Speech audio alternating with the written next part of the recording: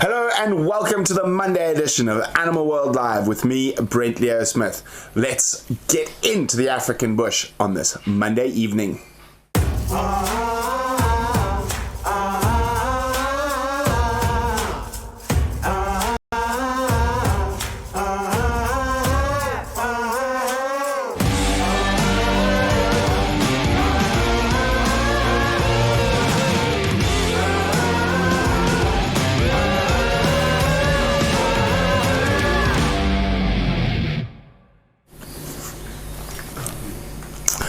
Hello and welcome. It's so great to have so many of you with us here on a Monday night in the Lowveld of South Africa, and we are coming to you live from the southwestern corner of the magnificent Rietspruit Game Reserve. My name is Brent Leo-Smith and this is all about the animals, and we've got some nice clips lined up for you from the live cams a bit later, and we've got some very exciting news towards the end. Some people might be a little sad, but I promise you it's going to be worth it when we break the news to you. Don't worry, no one's died. No, our favorite lions and cheetahs are all still going strong, but we are going to be changing things up a little bit, so that's going to be quite exciting. So lots of hellos. Let's say hello to a few people quickly. Hi Dax, hi Yebo Mimi, hi Sinak, hi Boo, hi Linda, hi Becky, Marcy, hello Marcy, and African Sky, who chooses the music? That is Wium who chooses the music, and he is a magician when it comes to choosing music. Okay, hi Heide Marie, and okay, so that's hellos done and dusted. Now, we have had live cameras up all over the Rietspruit Game Reserve for nearly a year. I think the hyena, no, just under a year, probably 9 months now, and we've managed to catch some really interesting stuff in that 9 months. Now, of course, with a live camera set at a waterhole or over a hyena den or burrows, we are able to catch some very interesting animal behavior that sometimes one could argue wouldn't happen if we were following them in a safari vehicle, particularly when it comes to some of your more shy nocturnal creatures. So we are very privileged to be able to show you a little insight into what happens once the sun goes down out in the African bush. So let's jump across to the live bush cams highlights.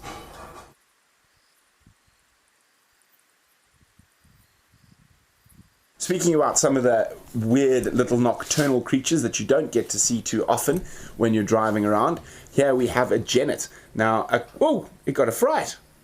Isn't that funny? Now, one of the things I'm going to ask you guys to do with this genet is, can you tell me whether it is a large spotted or small spotted genet? The hint is to look at the tip of the tail. So, and you can see, you'll probably find that genet got a fright from one of the big frogs that lives in the pan there. There are a species of frog called platanas. Now, a lot of you might wonder what that piece of wood in the water is for. Now, that piece of wood is actually for, in case any small creatures fall in there, they're able to climb out.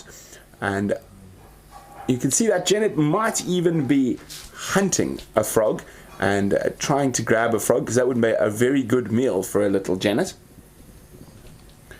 Here we go. Isn't that cool? Now it's just having a little drink, but I do think that if one of those frogs was sort of chilling on the surface, it would be taken out by that genet. Oh, we got some answers coming in. We've got small spotted, large spotted, looks small. Now remember guys, I'm going to let you guys think about it for a while before I give you the answer. The answer is in the tip of the tail. There's your hint to tell me whether it is a small or large spotted genet. Okay. Now, of course, at the waterhole, and especially as we're moving into drier times, these waterholes are going to get very, very busy. And not only are we going to catch some of the smaller carnivores, we catch quite often the largest carnivore we have here on the Rietspruit Reserve, and that is, of course, Panthera leo. So here we have the Rietspruit Pride. You can see a spider has decided to make a web across one of our cameras. But isn't that amazing? So we've got 2 cameras at this site, and the Rietspruit Pride of Lions spend quite a lot of time in this area. So we actually catch them drinking there quite often. And there's a funny story that you're going to find out about a bit later that happened very close to this yesterday with Brian, Charles, and myself.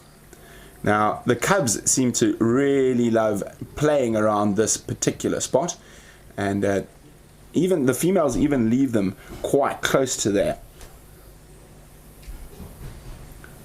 Now, it almost looks like that little one is waiting in ambush. And we have seen some really, really funny stuff, and we're not going to give you all the sightings in one go. So we're going to keep some for the next episode of Animal World Live. Now it is absolutely amazing, and it is quite a process to install these, and we might give you a bit of a behind the scenes look at some of the installations. Poor Brian has been mauled by many trees and ants, so to have one of these live cameras operating out there, it has to be self-sufficient. You can't just plug it into the power. So there's a solar panel, there are backup batteries for when it's cloudy, and obviously the cameras, and then a link to send that to our repeater up on the mountain, which then sends it back to our home base, and then we can draw the footage from there. Now, as you can imagine, it's quite a process to set it up, but we're getting better and better at it. And what we are hoping to be able to do in the not too near future, depending on a lot of things, is we're going to have a sort of mobile roving live cam. So if the lions kill something big like a giraffe, or there's an active hyena den or wild dog den that might move, we're going to be able to sort of plop it down. And of course, what do you guys think is the biggest problem we face with a lot of our live cameras? So just think about it, and what do you think takes the most thought and design to keep those live cameras running 24 hours a day? And while you think about that, we're going to show you another one of the small nocturnal animals that we don't get to see too often, the African civet. So there we go. Now this is at Bush Camp, and you can see the civet walking under the camera there. Now quite often at this particular spot, the civets and the genets will come to a lot of these to collect and feed on insects that are attracted by the water. So there we go. This is a nice close-up at one of our little water holes. That one's actually just outside my house. So it's very, very cool that we are able to get to see that. And thank you very much, Tom. That's wonderful. Thank you very much, Tom. So we do get to see some really, really cool sightings. As I say, we've been at it for 9 months, and Paul Bryan's actually got to go through the archives to find some of the cool sightings that we're going to be sharing with you. But I think it's good for him. Oh, thank you, Boo, in Arizona. And there we go. It seems like a lot of people are getting the genet right. You are spot on correct. Black tip to the tail, large spotted genet. So well done to those who got large spotted genet. Now, we're talking about animal behavior that is seldomly seen. There we go. And before I get onto there, cats, monkeys and elephants and baboons. You're spot on. Those who said baboons and monkeys and elephants. Power supplies are easy. It's animal proofing our cameras. And so far the baboons have been our biggest problem. They have tried to eat our cameras, etc., etc. But we will show you that on Wednesday. In the meantime, we're talking about very interesting animal behavior that we catch. And this is something in my many years growing up in the bush, working in the bush, in multiple African countries, I've never seen this. It's an interspecies reaction, and quite a funny one at that. So we have an impala and a vervet monkey, and the vervet monkey slaps it. So it just slaps it. So let's play it again and have a look at that. So the monkey's drinking, the impala comes to see, and whack on the cheek. So isn't that absolutely hilarious? I've never seen anything like that. And that monkey looks like he is chuffed as anything with himself. Boom. And you probably nicknamed that monkey Mike Tyson with that left jab popping up there. Oh, thank you, JS. So it is very interesting, and we're able to catch moments like that you probably wouldn't catch if you were on a normal game drive, because there's a possibility that the animals might be a little bit more hesitant with you close by. But that is one of the fantastic things about the live bush cams. And if you haven't yet, please go across to Live Bush Cams by Painted Dog TV, which is our second YouTube channel, which is separate from the main channel where we have Animal World Live and Tale of Two Mothers, etc. So please go like, share and subscribe Live Bush Cams when you guys get the chance. Now, as I said, very close to where a lot of that footage, including the monkey slapping the impala, happened, we had quite an interesting interaction. But I'm going to wait for our dear friend and intern Brian to join us so we can discuss it.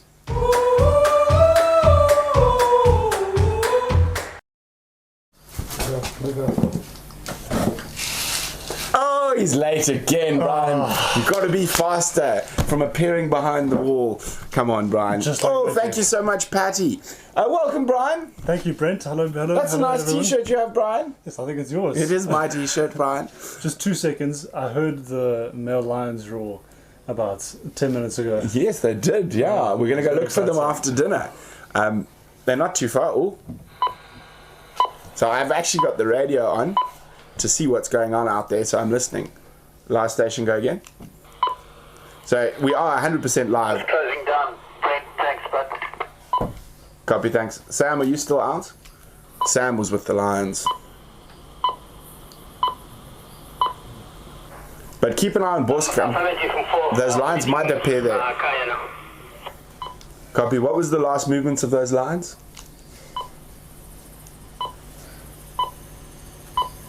We released him Lala on Walt Creek pipeline junction. Copy, thanks, Sam. So, guys, talking about the live cameras, those lions are less than 150 meters away from Bush Camp live camera at the moment. So they are sleeping at the moment. They might definitely pop out on the live camera. Very exciting. It is very exciting. We might even see us following them on the live camera a little bit later tonight. Hello, Brian. Hello, Brent. How's your, Monday, how was your weekend? Weekend was fantastic. Finally took some rest, Yes, some well-deserved rest. But as always... I will tell you whether your rest is well-deserved or not. You do not get to decide that for yourself. But nevertheless, we were back at it at 5:30 this morning. But you were up at 5? Yeah, I know, because I was up at 5 this morning. I saw you there. You needed to get up at the crack of dawn. There's work to be done. There is work to be done. Good habit. But the weekend we had quite a nice relaxed weekend. Saturday is sort of our relaxed day, and we played a bit of quarren cricket. Oh, that was a lot of fun. Went out to the airstrip around the back here and smashed a few balls. Yes, cool. we had some fun playing some cricket. And then you've been working on your trees. Yes. Oh, today was the first day actually that I've had in about 2 weeks that I could properly sit down and get some info on those trees. And I've worked through 5 of them properly. Okay, can you tell me one? Do you want the scientific name as well? Well, let's start with the common name. Okay, so we have the scented pod. And the scientific name is it Terminalia? No, it's not a Terminalia. It's and Charles knows this very well. Virchilia nilotica. Yeah, Charles has shouted it through. Virchilia nilotica. That's it. Okay, and why is it called a scented pod?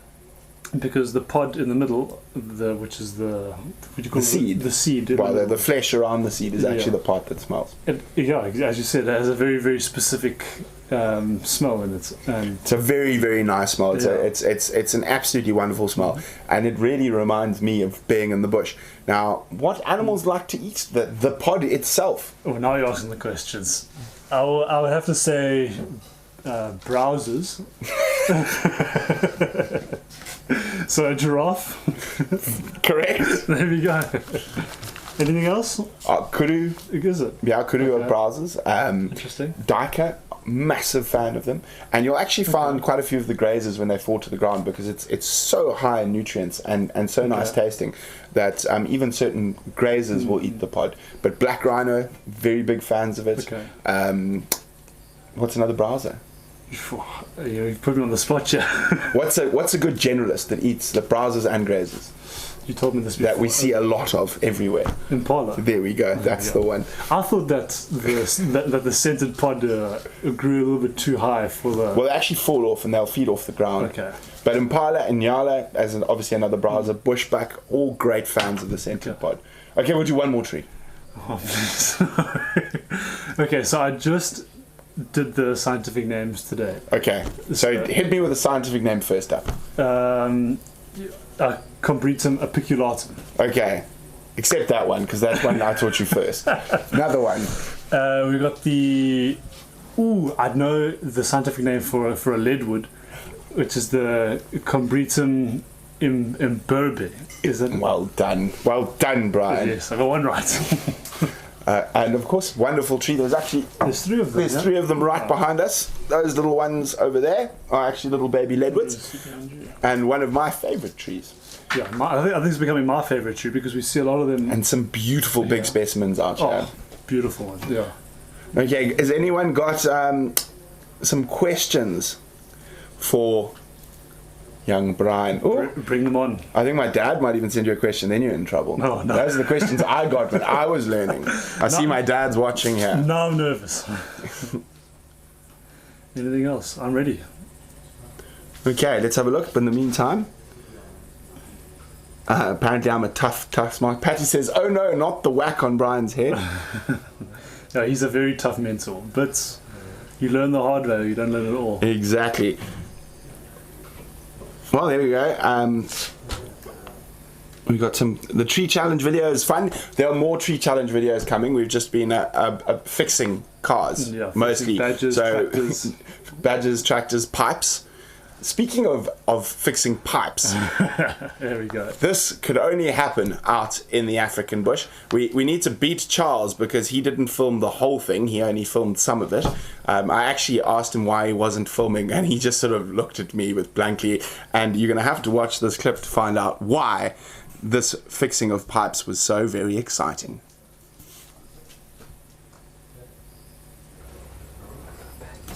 Move.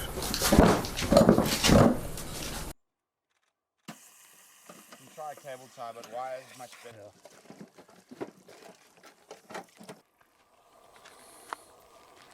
Okay, Brian. That's fine. I've got it. Okay. You go next. Okay, Charles, give me the camera.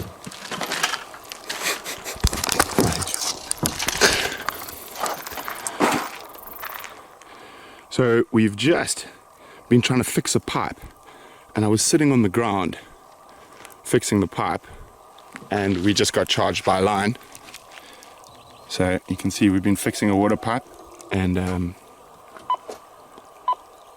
there the lions came to drink while we were sitting here fixing the pipe.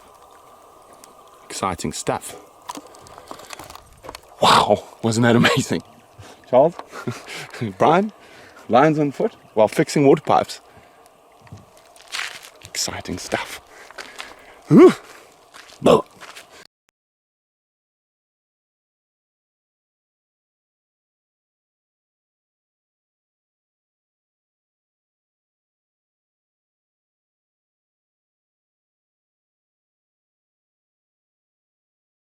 So that second line was much closer. Yeah. So Brian and I were sitting, you saw where we were sitting, and that lioness came to drink where the pipe had been leaking. And I sort of looked up and saw her, and Charles saw her at about the same time. Yeah. And I just said, don't run. Apparently I thanked Charles not for running. I said, thank you. I said, everyone stay still. And then I started looking while I was sitting down for the second lioness, and that lioness was about 15 meters away from us. Yeah, the second lioness was about 8 or 9 meters away from us, and she's actually coming down a path where she couldn't really see us and would have come right to where we were. So I stood up slowly, and she went, "Bow!" And I went, "Stop it!" And then, fortunately, she did stop it, and she moved away. And amazingly, and that's when I told Charles, "Why aren't you filming?" Amazingly, the second lioness just carried on drinking. Yes. While we sat there, Brian packed up the toolbox. She looked at us and wasn't bothersome at all by our presence, and just carried on. Okay, we got some questions here. You chat about what you were feeling. That's your second sort of line charge. It wasn't a proper one. We need one to come whoa, whoa, whoa, and stop 5 meters from us. I feel like things come in threes. So the first two were mock charges, if you could call that. No such thing as a mock charge. It's a warning charge. A warning charge. Okay. Now I'm waiting for my third one, and hopefully, well, I say hopefully very with caution, because I don't know, so something deep inside me that wants a lion to charge me. I don't know if that's a good thing or a bad thing, but we'll see later on in the week if we. Okay, we got some wonderful comments coming through here. Wow, another oh my word moment. Is Brian covered by danger pay? He doesn't get any pay. What do you get paid out here? What pay? He's an intern. He gets paid and experience and whacks on the head when he doesn't get a tree right. And wonderful life lessons by Mr. Leo-Smith. Oh my goodness, he called me Mr. I am getting old. BSR CSNH wants to know, is that the closest you've been to a lion in a situation like that? On foot, yes, definitely. I have been closer to in the car to the male lions where they were almost breathing onto the wheel, and then Brent obviously had to just shoo them away with his commanding finger. Yes, as I've always. pointed my finger at many animals over the years. I've thrown my hat as well, but in my case, I've actually been closer. I've been charged by lions where the dirt has hit my legs, and when they've hissed, I've actually had the spit stuck in my leg hairs. Yes, I can't imagine that. It makes you know you're very, very alive, and you might not be in a second. So that's Scotty says mock danger pay. Yes, there's mock pay. Yeah, absolutely. Michael would like to know, what are the best ways to calm any nerves tracking lions for the first time? Well, that's a very interesting question, Michael, because some people I just won't take tracking lines, and over many years you learn to assess whether a person is going to run or do something stupid while you're tracking or not. So in circumstances in Tanzania, I've had guests who've paid a lot of money to come on a walking safari, and I said, no, you're not allowed off the car, you stay. If we're walking, you stay on the car. Now the reason for that is that in that situation, if I've got a slightest iota that someone's going to do something silly or run, it not only puts everyone else who's out there in danger. So generally, the guides will assess the people in the beginning, and you can tell. And it is one of the things that, if there are any aspiring guides watching or people who would like to be a guide, if you are about to take someone on a bushwalk and you have the potential of running into lions, and elephants actually are more dangerous in this situation, and I'll explain that shortly why.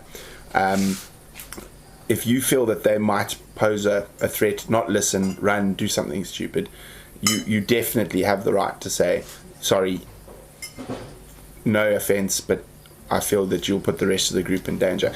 My dad used to probably give the scariest pre-game drive or pre-bushwalk talk. Oh, I'm yet to hear that. No, so in the old days, and we used to walk up in Botswana where we used to encounter elephants all the time, and it was so I only look after I think I've given you a version of my dad's. I only look after those who listen. If you run, I'll watch you get eaten or flattened, and I'll look after everyone else. And that used to there were 2 or 3 people who might not be a little bit nervous. I'm like, okay, I'm not going on this bushwalk, and off they would just go. He obviously meant every single word. Oh, more than likely, yes, yeah. Well, on that note, I feel honoured that you feel comfortable taking me on those bushwalks. Yeah, every time we go out. And this reserve is a bit thicker than what most places are. Okay. So you often encounter these cats at very close range. So it's actually a very good training ground for tracking animals on foot and dealing with their reactions. Obviously, first prize is you're able to find them and move away without getting growled at and that. But often that is impossible, particularly in a reserve like this where it's still in the process of being rehabilitated to what it should be. And eventually, once there are elephants and buffalo and that, the bush will open up a little bit more. But sometimes you do have to walk through the thick areas, and we walk through some very thick stuff today. So we do stuff where you are kind of on your haunches most of the time, and ducking down, moving branches, careful of your footing. You know, I shout at people with heavy feet. That's one thing I noticed was, you don't realize how heavy you walk until you're out there and it's completely silent. You have to walk as quietly and as light-treadedly as you can. And you're so aware of every single muscle in your feet and your body, where you move and where you look and what you hear. You know? And strangely enough, a lot of people think your eyes are the most important thing, but in an area like this, of course your eyes are very important for tracking and trying to spot the animals before, but your ears, we've walked lions quite a few times on foot now. You're becoming a bit of an older hand. and we were on the tracks on all those occasions, but two of those occasions, and one in particular, we found them by hearing them. That's right. And without them even knowing we were there, and we were 10 meters away, they were in a thicket. Yeah. Do you remember what we heard the first time? It was a lion sneezing. Yeah. Yeah. And you can actually tell the difference between a lion sneeze and an impala sneeze or a rhino sneeze. So we were very close. We've been tracking these lions. Just had, I was like, okay, stop, go back, fetch the car. They're there. Okay. And then the second time, we actually heard them playing. Yes, you could hear the thud. You could hear the of the lions chasing each other around. So your ears are incredibly important when you're out in the bush, and they will often keep you more safe than your eyes. Now, the reason why I was saying lions are probably less of a problem when you are hosting a walking safari with guests than elephants is that there is this thing that happens to people when a lion growls at you or charges. Even if you think you're going to run, you can't. Your instincts take over and your body just goes dead still. And that happens quite frequently with people. People might think they're going to run, but when that lion comes, people don't move. They just freeze. And that is actually an instinctive response from our ancestors growing up on this, living on the open savannas and being in competition with lions frequently. That's an instinctive response that's ingrained in us for a couple of 100,000 years. Now, with elephants, it's a bit different. Because they're so big, they tend to elicit a more reactionary response, and people tend to run from elephants more than they would run from a big cat. But yeah, it's very interesting. I'm yet to encounter elephants. Obviously, we're going to soon. You're getting me nervous. Yes, but I love Ellie's on foot. Another thing that I noticed... Yeah, VM says be careful what you wish for. Another thing I noticed a lot about tracking on foot is that because I'm from the city, you're so used to hearing noises like cars driving by and I don't know, police sirens, and I don't know if it's instinctive in me now because I've lived in the city my whole life, but I listen for that noise all the time. Even when the wind blows, I think, is that a car going by? But I have to kind of recollect myself and bring myself back. And there's lots of different noises. You can even, if you can't see a giraffe, the way they walk and the sound of their hooves is different from a wildebeest or a zebra running or an impala running. So a lot of that stuff takes time. And it is a fascinating thing that we'll probably delve into quite a bit more with young Brian here as he carries on his journey with us here at Painted Dog. It's going to be great. I can't wait to. I think it's been a little bit of 2.5 months, and already I've changed completely with how I move and what I used to have heavy feet. Now, there's a lot of people who have heavy feet. People don't realize how loudly they walk. Oh. It's just poof, poof, poof. And for me, that, especially in thick bush, makes it a lot more dangerous because it takes away my hearing. And even when we're tracking and an aeroplane or something flies over, we stop. We don't keep walking because I can't hear if we're going to get too close to the lions. Anyway, Brian, anything else you want to add? Well, I'm looking forward to a busy week. A bit of night adventure tonight, see if we can find those male lions. Absolutely. And I'm not obviously over concerned that my trees are taking... Are you lucky lockdown got extended? He's lucky lockdown got extended, otherwise he'd be in big trouble. You'd only have 4 days for 23 species. No, so I'm glad that...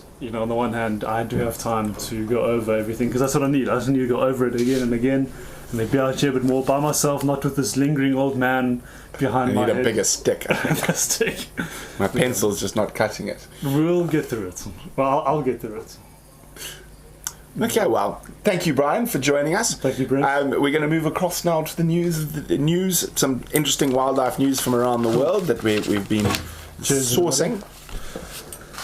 Now, this story is a bit ongoing, and it's from the Galapagos Islands. Of course, most people know that's where Charles Darwin developed his theory of evolution, and it's about one of those giant tortoises that is living on the Galapagos.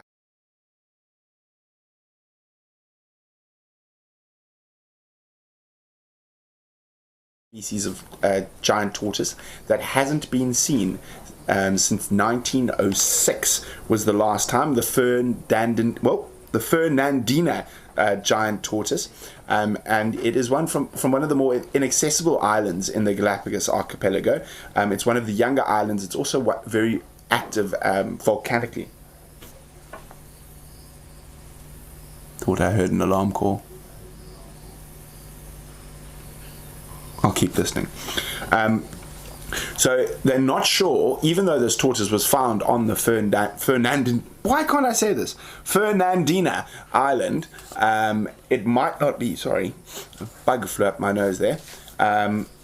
It might not actually be that extinct species of tortoise, because in the 50s and 60s, a lot of sailors thought it was quite fun to move a tortoise from island to island. Now, as far as they knew, it was the only tortoise on that island, but it seems that they have found tracks in December of 2019 of at least another tortoise. Now, she is a female, and that she is the only female, if it is a Fernandina tortoise.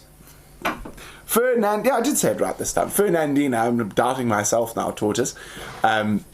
She will be the first female ever recorded. So the last specimen that was actually unfortunately collected and is now stuffed was a male tortoise in 1906.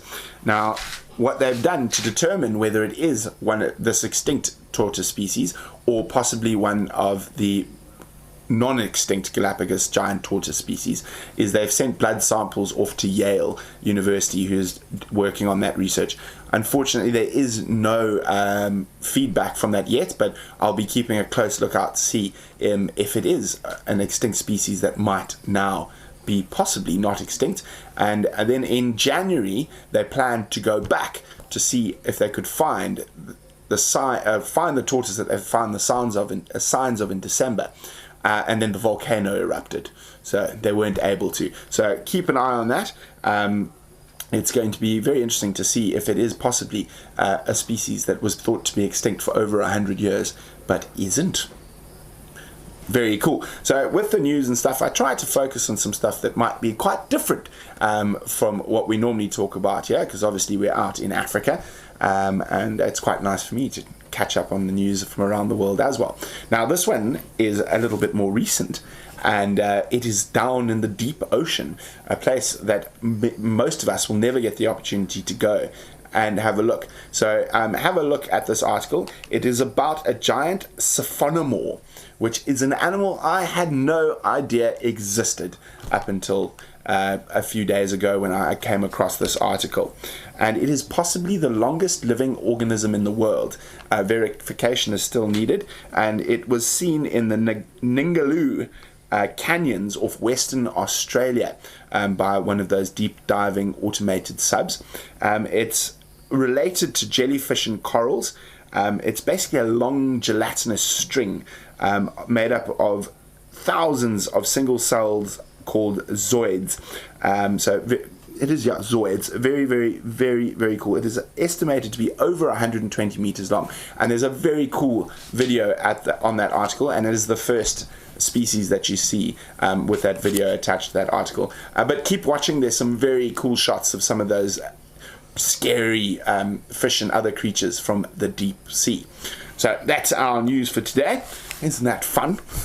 We'll have more news on Wednesday. And as I said, if you guys find any interesting articles like this, please email them through to us on info@paintedDogTV, and we will make it into a show. We've been getting some great emails from everyone, and I really appreciate them. Quite a lot of people are asking for us to cover the issue of big cats in captivity, especially now with the amount of publicity that is happening due to the Tiger King documentary that's come out on Netflix, and it is quite a long and complicated issue, so we will be covering it, but I'm making sure I've got all my research and stuff spot on before we delve into that issue. And it's going to be I think a chat where we will focus exclusively on the issue of captive big cats all over the world, and even here at home in South Africa. Just a quick factoid, there's probably 6,000 captive lions in South Africa at the moment at last count, which is far more than wild lions. So very disturbing stuff, and as I said, it is a much bigger issue, so we will cover that in its own separate show at some point in the near future. Now, speaking of shows, a lot of you have come to love The Tale of Two Mothers. Now, I suppose it's sad, but it's not sad. And before I go into that news, Wium, should we show them a happy clip? Let's go have a look at what happened right here, where I'm sitting right now. I was drinking coffee the other morning, and while I was still sipping my coffee, we had a surprise visit.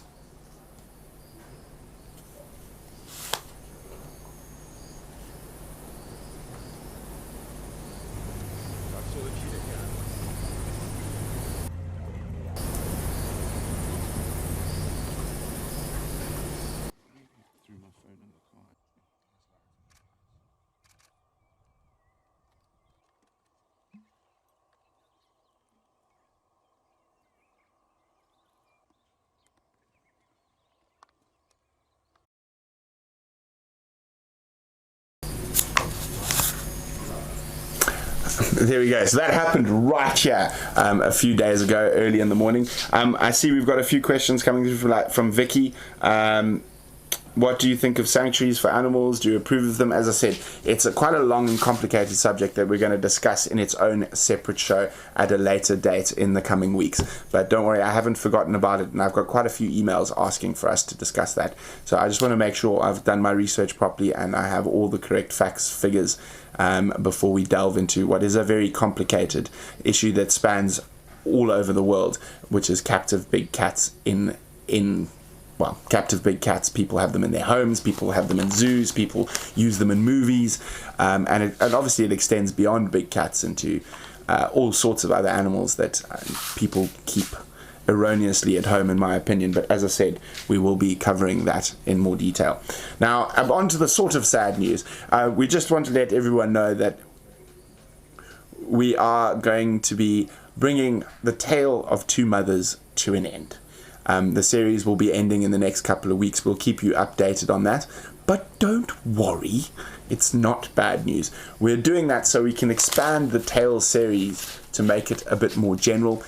So it will become the Tales of the Low-Fault. We're not sure what we're going to do with it yet. So we can focus on other species like wild dogs, rhinos. So we're not only focusing on those two females. We will obviously keep up with the lions and the cheetahs. We are definitely not going to stop following them. But we would like to expand the scope of the Tales show, that we can include more characters that you can learn to love.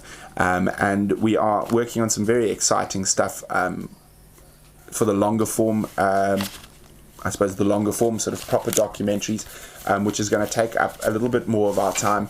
But don't worry, there will still be lots of content coming out, and we will still continue with the live shows. You might not get a Tales-like episode every week or every 2 weeks. We are hoping that we are going to be able to get one or two of our stories onto television. And of course, for us as a of course, those clips and stuff and the catch up with the animals, you're going to be able to see in Animal World Live, and we will put the clips out afterwards.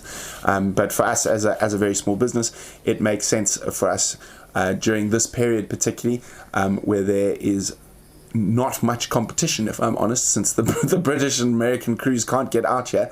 So it's up to us Africans to produce some nice TV quality stuff for you guys. So we're going to be focusing on that for a little while, but we will still be doing Animal World Live, and you will be catching up with those animals, just not in the format of Tales as it is at the moment. Okay, there's the Patty fake out, and we're just going to take a few questions quickly. There we go. Excellent news. Thank you, Marcy. Thanks, Shamsun. there we go, exactly, Chris. The tale of the three boys, who we're going to go look for after dinner, which we're going to have shortly. Let's see if we've got a few more questions out here. Everyone loves cheetahs, we do as well. But it is a great plan coming for. It is a great plan. I think. Thanks for all the support we're getting from you guys, and we are going to be able to hopefully produce some amazing stuff for you. So again, thank you to all our patrons. You make what we do possible, and as I said, there's some exciting stuff in the future. The app will be hopefully coming out within the next couple of weeks. We'll have a Painted Dog TV app where you can get all your wildlife news and content and videos and everything under one banner, so that's very exciting. We're going to be starting a written blog. The first one will be written by Brian about his first couple of months living with Wium and myself and Zanda, and being dragged out into the bush and being made to wake up at what most people would consider ungodly hours of the morning. So that's going to be quite fun. So there's a lot of interesting stuff coming out, and we do thank all our patrons and our supporters, and we understand those who aren't able to support us financially. Just by watching us right now, liking our videos, sharing and subscribing, you're making a massive difference, and we are very, very privileged to have such loyal fans as you guys, and I do truly thank you from all of us here at Painted Dog TV. Now, also, we've got some... Oh, but what else? Have I forgotten anything, Wium?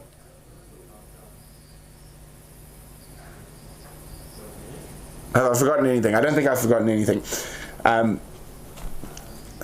So, okay, guys, so very, very exciting stuff. Keep an eye out on all our social media pages. On Instagram, painteddog.tv. You can also follow me on Instagram, Brent Leo-Smith. You'll get the upcoming information and stuff from there as well.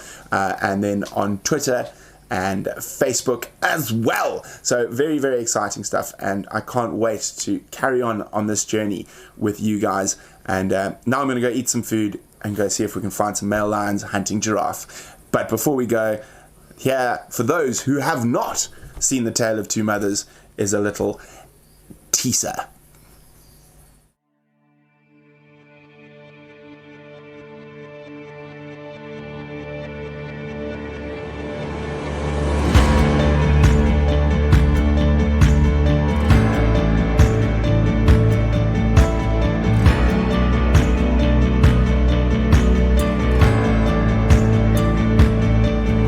Join the PaintedDog.tv team as we journey on an adventure, following the lives of two spectacular big cats. One facing the daily struggle to keep 5 cubs fed and alive in a home that's fraught with dangers. The other about to face the challenges of motherhood for the very first time.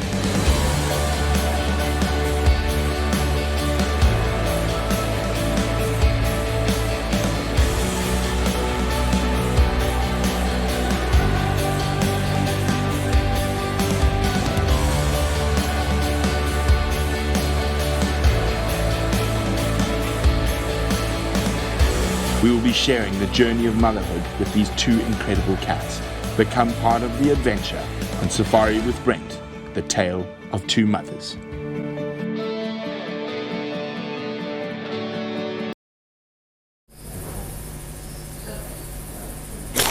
I'm back! I'm sorry, I forgot. Tomorrow morning at 6 a.m. Central African time, you can join our very own wellness expert, Casey Bennett, for a live meditation and mindfulness hour from 6 a.m. Central African time tomorrow morning. And then again on Thursday evening at what time? I've forgotten. But it is scheduled, so you can find it on our channel. At 5:30 p.m. on Thursday, Casey will be doing a sunset wellness and meditation, and tomorrow morning at 6 a.m. Casey will be doing a sunrise wellness meditation and mindfulness. So if you are interested in learning more about that, please join Casey tomorrow morning, 6 a.m. Central African time. The show is scheduled on the channel, so you can find it. There should be all the different times from around the world, so make sure you don't miss your wellness and meditation with Casey. On that note, now I'm going to go eat some dinner and look for some male lions straight afterwards.